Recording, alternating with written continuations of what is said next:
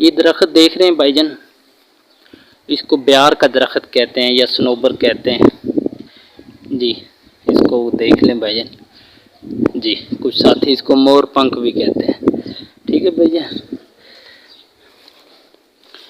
ये देखें जी, ये असल मस्तगी है जी, असल मस्तगी रूमी। ठीक है भाईजान, जो हमें ख़ुद तलाश करनी चाहिए चीज़ें, वो हमें बाज़ार से नहीं मिलती है मेरे भाई। ये चीज़ ये देखें जी। ठीक है जी। कुछ साथी कहते हैं जी मैंने ये उधर से ली है, कुछ साथी कहते हैं जी मैंने उधर से ली है। ये देखें जी, असल ये गूंद है, खालिस गूंद है जी। ये देखें जी जी।